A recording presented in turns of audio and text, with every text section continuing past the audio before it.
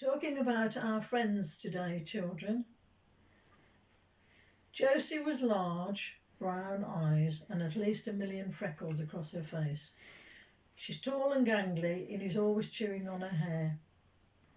She's the fastest girl in our year and can kick a football past any goalie for the other side of the pitch. She's the coolest person I know, and I've known her since we were 3. Our mums say we became friends the first day we started nursery, so they decided to become friends too.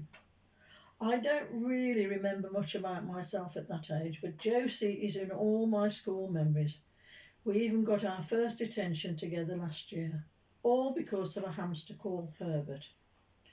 Josie had heard one of the upper school bullies say that he was going to flush our class hamster Herbert down the toilet at home time. Josie told me, and we decided to go on a hamster rescue mission. We had Herbert in my rucksack before home time and took him straight to my house. But of course, Mum found out and made me take him back the very next day. I tried to explain to boring Mr. Thompson what had happened, but he wouldn't listen and gave me detention.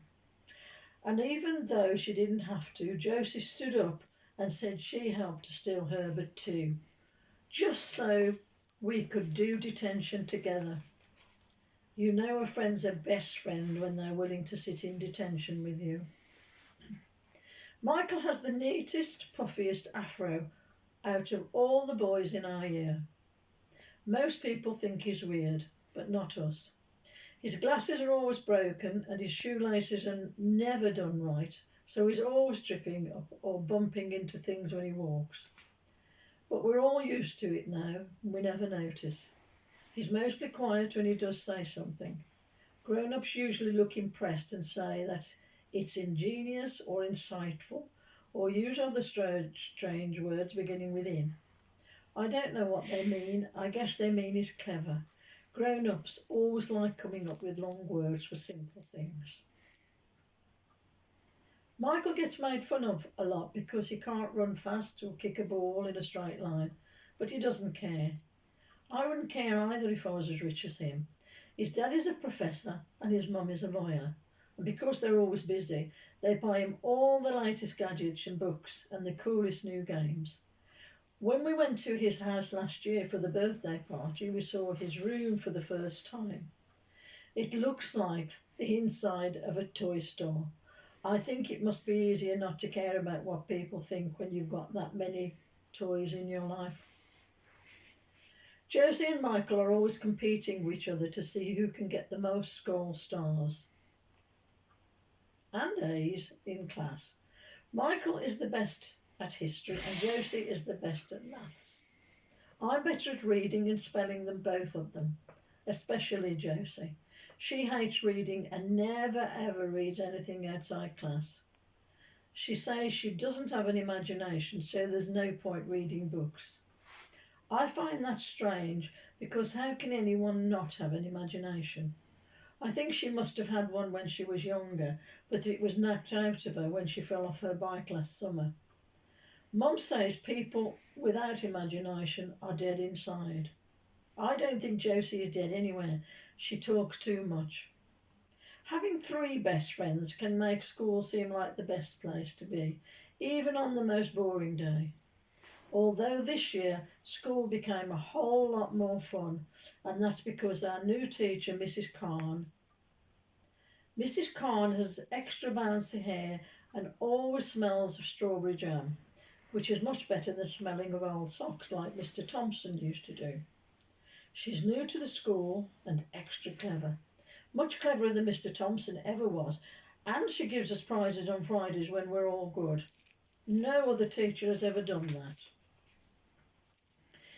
Mrs. Khan lets us do all sorts of interesting things that we have never done before. In the first week of school, she helped us make musical instruments out of things we found in the school's recycling bin. And in the second week, she bought a brand new comic book to read for us that wasn't even in the school library yet. Then in the third week, something happened that was so surprising and made everyone so curious that even Mrs. Khan couldn't make us focus on our lessons properly, and it all began with an empty chair. It was on the third Tuesday after school had started, and Mrs. Khan was taking the register. She was just about to call out my name when there was a loud knock on the door.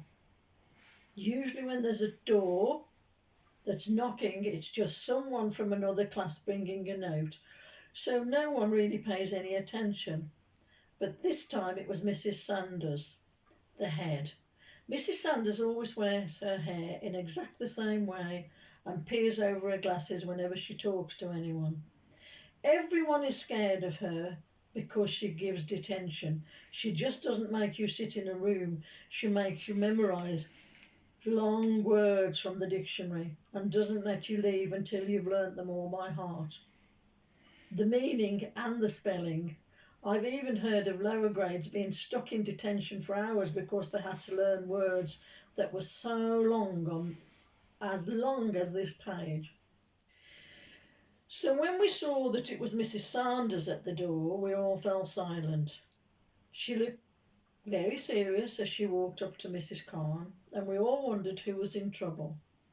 After she had whispered and nodded for a few seconds, she'd suddenly turned around and, peering over her glasses, pointed at the empty chair at the back of the class.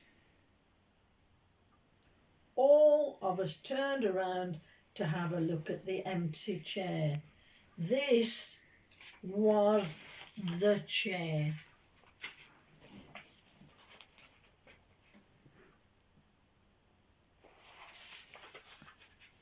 We'll find out tomorrow what happens with the empty chair.